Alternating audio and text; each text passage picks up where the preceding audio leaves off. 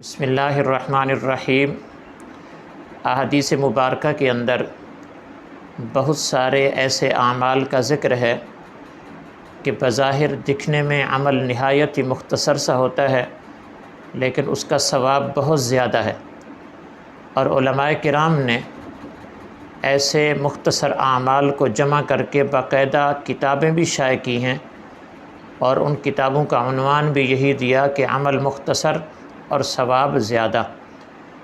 لہٰذا آپ کے سامنے ایک ایسا ہی عمل آپ حضرات سے شیئر کیا جا رہا ہے۔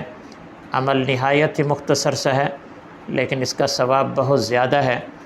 چنانچہ حدیث مبارکہ میں ہے کہ ایک دفعہ جناب نبی اکرم صلی اللہ تعالی علیہ وآلہ وسلم فجر کی نماز کے لیے اپنے گھر سے مسجد کے لیے تشریف لے جانے لگے، تو آپ نے دیکھا ام المؤمنین آپ کی زوجہ مطہرہ سیدہ جویریہ بنت حارث رضی اللہ تعالی عنہ مصلی کے اوپر جائے نماز کے اوپر بیٹھ کر اللہ کے ذکر میں مصروف ہیں۔ چنانچہ آپ تشریف لے گئے مسجد میں، آپ نے فجر کی نماز ادا فرمائی، مسجد ہی میں رہے، اشراق کی نماز پڑھی، اور پھر اس کے بعد چاشت کی نماز ادا فرمائی۔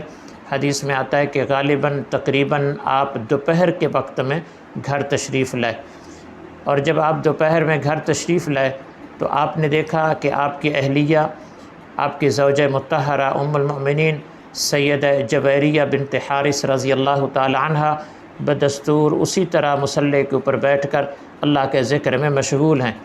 تو حضور اقدس صلی اللہ تعالی علیہ وآلہ وسلم نے سیدہ جویریہ سے پوچھا کہ اے جویریہ، جب میں صبح نماز کے لیے نکلا تو آپ مصلی کے اوپر بیٹھ کر اللہ کے ذکر میں مصروف تھیں، کیا اس وقت سے لے کر اب تک تم اسی طرح بدستور مصلی کے اوپر بیٹھ کر اللہ کا ذکر کر رہی ہو؟ تو سیدہ جویریہ رضی اللہ تعالی عنہ نے جواب دیا، نعم یا رسول اللہ، یعنی جی ہاں اے اللہ کے رسول، میں صبح سے اب تک اسی طرح بدستور مصلی پہ بیٹھی ہوں اور اللہ کے ذکر میں مشغول ہوں۔ تو جناب نبی اکرم صلی اللہ تعالی علیہ وآلہ وسلم نے فرمایا کہ اے جویریہ، کیا میں آپ کو ایک ایسا عمل نہ بتا دوں کہ نہایت ہی مختصر سا ہے؟ کچھ کلمات ہیں، اگر وہ کلمے آپ صرف 3 دفعہ پڑھ لیں تو صبح سے لے کر اب تک جتنا بھی تم نے اللہ کا ذکر کیا اس ذکر سے وہ کلمات زیادہ افضل ہیں، ان کا ثواب اس سے زیادہ ہے۔ چنانچہ نبی کریم صلی اللہ علیہ وسلم نے وہ کلمات ارشاد فرمائے، اور وہ کلمات کیا تھے؟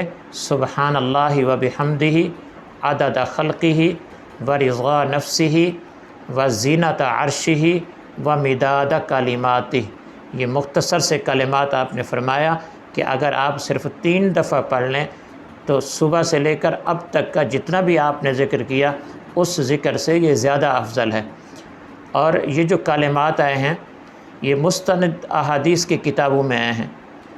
یہ جو حدیث ہے یہ صحیح مسلم میں بھی ہے، سنن ترمذی، سنن ابن ماجہ، سنن نسائی، اور اس کے علاوہ بھی دیگر بہت ساری احادیث کی کتب کے اندر یہ حدیث موجود ہے، مستند حدیث ہے۔